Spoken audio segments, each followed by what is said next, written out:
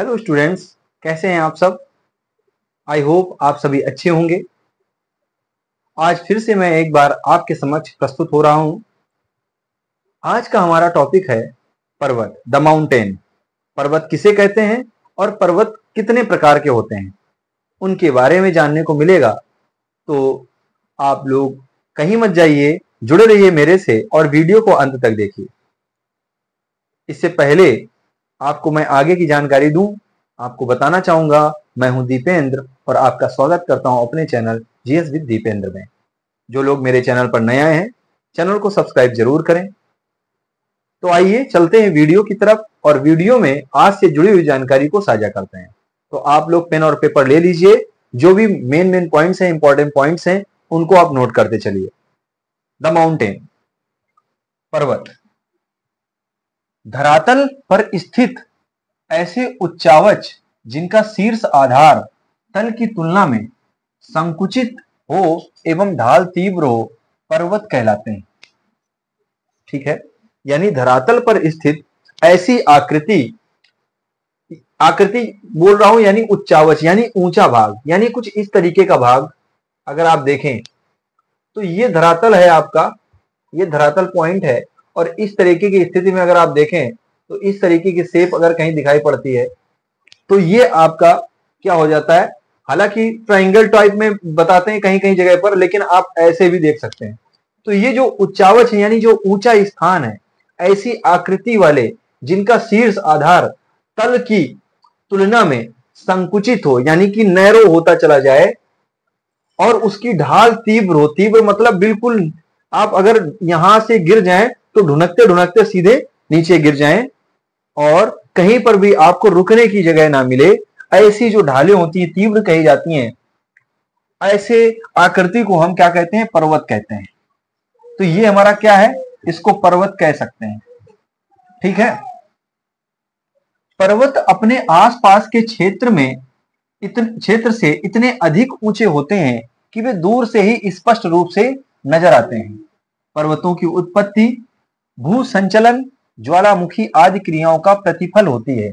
यानी जो हमारे पर्वतों का जो बनना है, जो उनका संचलन है, वो कैसे हुआ है, भू संचलन, ज्वालामुखी आदि क्रियाओं का प्रतिफल होती है। जैसे कि अगर हम बात करें कि अगर कहीं ग्रामीण एरिया में रहते हैं या कहीं अगर शहरी क्षेत्र में रहते हैं तो आप देखते होंगे कि कहीं कहीं पर हमें ऊंचा स्थान मिलता है, कहीं कहीं पर हमको नीचा स्थान मिलता है। कहीं पर इतनी ज्यादा ऊंचाई हो जाती है कि फिर समझ में ये नहीं आता कि ये कैसे हो गया होगा। तो आप देखेंगे एक बात की सच्चाई तो ये है कि जिस साइड में पर्वत होते हैं उस साइड में आपको खाई जरूर मिलेगी। कहीं ना कहीं उनके चारों तरफ कहीं ना कहीं एक जगह आपको खाई मिलनी ही मिलनी है। इस बात की तो आप सच्चाई देख लीजिए। तो इस से हम ये पता कर सकते हैं कि ये पर्वत जो रहे हैं, ये धीरे धीरे इन पर मिट्टी इकट्ठा होती गई, धीरे धीरे इकट्ठा होते एक पर्वत के रूप में ये तैयार हो गया। ये प्रक्रिया कई हजारों साल, मिलियन ईयर्स में होकर के तब जाकर के ये पर्वतों का निर्माण हो पाता है, जिसमें ज्वालामुखी, भू संचलन आदि क्रियाएं, निम्न एक क्रियाएं बता दी गई हैं जिसके माध्यम से हम समझ सकते हैं कि पर्वत किस प्रकार से फॉर्म्ड होते हैं। पर्वतों का यानी कि माउंटेन्स का फॉर्म्ड होना कैसे होता है, ये हम लोग समझ सकते हैं। तो पर्वत कैसे बनते हैं आप लोग समझ गए होंगे। पर्वतों की उत्पत्ति भू संचलन, ज्वालामुखी आदि क्रियाओं का प्रतिफल है, यानी उनसे ही पर्वतों का जन्म हुआ है। इससे एक क्रिया और, जैसे कि मैंने कहा कि मिट्टी का निक्षेपण अगर होता जाए, जैसे वायु के द्वारा एक स्थान से दूसरे स्थान तक कोई मिट्टी ले जाई जाए और बराबर उनके कई दिनों तक, कई मिलियन ईयर्स तक होते रहे, तो वो एक पर्वत के रूप में तैयार हो जाएगी। तो ऐसे भी पर्वतों का निर्माण होता है। आइए समझते हैं पर्वतों के सामान्य प्रकार क्या हैं। तो पर्वतों के सामान्य प्रकार से हम समझते हैं, सबसे पहला हमको दिखाई पड़ता है वलित पर्वत, जिसको फोल्डेड माउंटेन कहते हैं। फोल्ड यानी कि फोल्ड का मतलब क्या होता है, मुड़ा हुआ, है ना, मुड़ा हुआ। तो वलित पर्वत क्या होते हैं, ये वलन क्रिया द्वारा निर्मित तथा सबसे ऊंचे एवं सबसे विस्तृत पर्वत होते हैं, जैसे हिमालय और एंडीज, है ना। एंडीज पर्वत आपको साउथ अमेरिका में मिलेंगे, जबकि हिमालय आपको इंडिया में, भारत में देखने को मिलता है। तो हिमालय और एंडीज पर्वत जैसे जो पर्वत हैं, ये आपके वलित पर्वतों में से आते हैं। बात समझ में आ रही कि नहीं आ रही है? तो अगर आप वलित पर्वत, तो ये कैसे पर्वत है, कैसे माउंटेन है? फोल्डेड माउंटेन है, ठीक है। इनको वलित पर्वत के नाम से हम जानते हैं। और ये वलित पर्वत कैसे होते हैं, इनकी विशेषताएं क्या होती हैं? ये बहुत ही विस्तृत होते हैं और सबसे ऊंचे होते हैं, ठीक है। ये इनकी विशेषता है। नंबर 2, भ्रंशोद एवं भ्रंश या ब्लॉक पर्वत, जिसको हम ब्लॉक माउंटेन भी कहते हैं। जब धरातली भागों में दरार या भ्रंश उत्पन्न होने पर धरातल का कुछ भाग ऊपर उठ जाता है या नीचे धंस जाता है, तो ऊंचे उठे भाग को ब्लॉक पर्वत या भ्रंशोद पर्वत कहते हैं, ठीक है। इनमें से अगर आप देखें, सतपुड़ा पर्वत उन्हीं में से एक पर्वत आता है, ब्लैक फॉरेस्ट नाम का पर्वत है, सॉल्ट रेंज इन्हीं पर्वतों में आती हैं, जिनको हम भ्रंशोद या भ्रंश या ब्लॉक पर्वत कहते हैं। आप यूं मान लीजिए कि जैसे ये एक पर्वत बना हुआ है, धरातली जो हिस्सा है, अगर आप देखें, जैसे बोले धरातली भागों में अगर दरार पड़ जाए, कैसे पड़ जाए? दरार। ये दरार अगर पड़ जाए, दरार पड़ने पर क्या होता है, या तो पर्वत का हिस्सा नीचे धंस जाए या धरातली भाग कुछ ऊपर उठ जाए। इन चीजों को ही हम किस में लाते हैं? भ्रंशोद पर्वत में लाते हैं। तो ये या तो नीचे धंस जाए या जमीन का कुछ भाग ऊपर उठ जाए, ऐसे ऊंचे उठे भाग या नीचे धसे भाग को हम भ्रंशोद पर्वत कहते हैं, जिसमें से सतपुड़ा है ना, सतपुड़ा पर्वत के नाम से आपका फेमस है, ब्लैक फॉरेस्ट और सॉल्ट रेंज आती हैं, ठीक है, एग्जाम्पल के तौर पर। नंबर 3, अवशिष्ट पर्वत या रेजिडुअल माउंटेन। ये क्या है? ये वे पर्वत हैं जो अपर्दन के कारकों द्वारा निरंतर अपर्दन के बाद अवशेष के रूप में बचे रहते हैं या पूरी तरह अपर्दित होकर लगभग समतल हो जाते हैं। ये अपर्दन क्या है? अपर्दन आज से नहीं जानते, बहुत पहले से जानते हैं। तो कितने बच्चे हैं जो अपर्दन नहीं जानते? हैंड्स रेज करें अभी। मुझे दिख तो नहीं रहे, ये बात सही है, लेकिन आप अपनी प्रतिक्रिया कमेंट बॉक्स पर जरूर दे सकते हैं। तो अपर्दन तो इरोजन होता है, और किसका अपर्दन बोल रहा है? पर्वतों का अपर्दन। और पर्वतों का अपर्दन होता कैसे है? जैसे मान लीजिए ये पर्वत है, हमने ये पर्वत बना रखा है। अब इससे क्या हुआ कि जैसे कि हवा का वेग बहुत तेज हो जाता है, हवा का वेग इसमें पूरी तरीके से टकरा रहा है।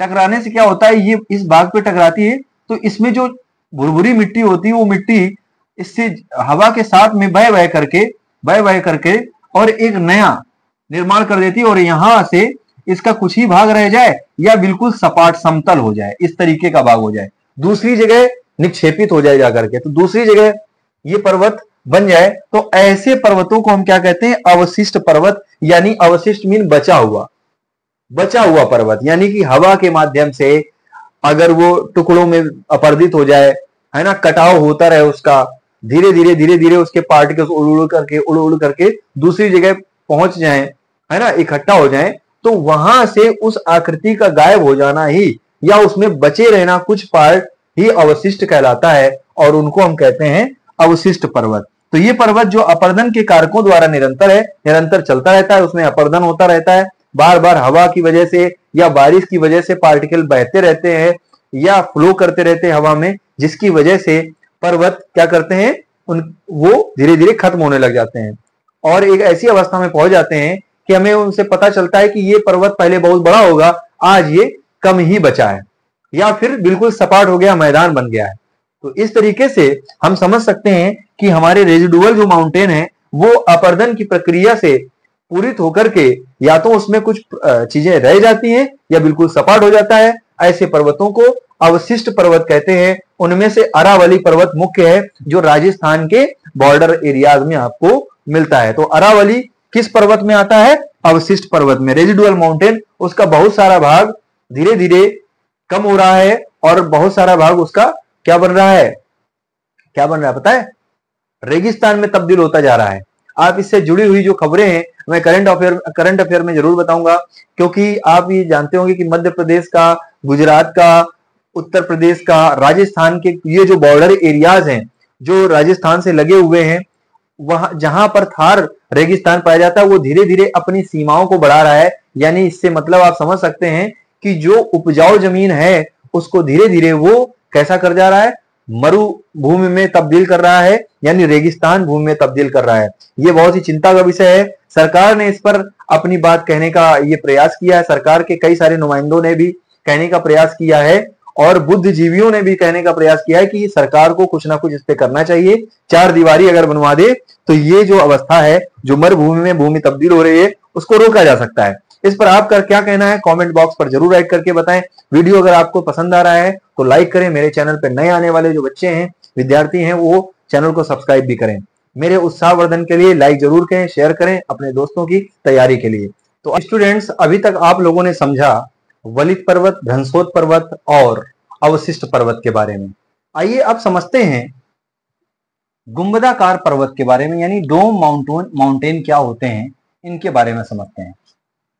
जब धरातली भाग में चाप के आकार में उभार होने से धरातली भाग पर ऊपर उठ जाता है तो इसे गुंबदाकार पर्वत कहते हैं।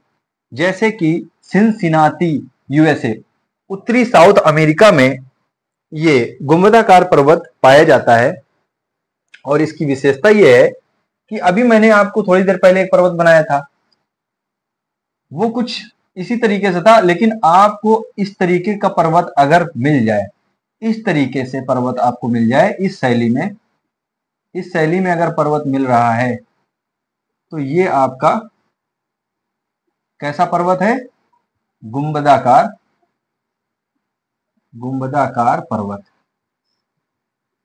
यानी कि जो चाप लगा दे, चाप का मतलब होता है यानी कि वक्र बना दे, वक्र, इस तरीके से घुमावदार, है ना। तो गुंबदाकार पर्वत जब धरातली भाग में चाप के आकार की एक आकृति बनाए या उभार पैदा कर दे, उससे धरातल पर जो ऊपर उठने वाला जो भाग है, जो क्षेत्र है, उसको हम गुंबदाकार पर्वत कहते हैं। और उनमें से एक गुंबदाकार पर्वत सिनसिनाटी जिसका नाम है, उत्तरी साउथ अमेरिका में पाया जाता है। नंबर 5, संग्रहित पर्वत, यानी कि एक्यूमुलेटेड माउंटेन। धरातल के ऊपर मिट्टी, मलबा, लावा इत्यादि के निरंतर जमा होते रहने से निर्मित पर्वतों को संग्रहित पर्वत कहते हैं। जैसे रेनियर, हुड, शास्ता यूएसए में।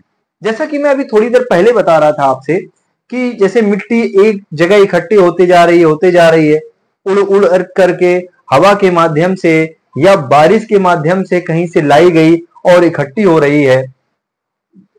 ज्यादातर तो वायु के अकॉर्डिंगली होता है कि वायु एक स्थान से दूसरे स्थान तक मिट्टी लाती रहती है और कई मिलियन ईयर्स के बाद में एक पर्वत का निर्माण हो जाता है। तो ऐसे ही पर्वत संग्रहित पर्वतों के नाम से जाने जाते हैं।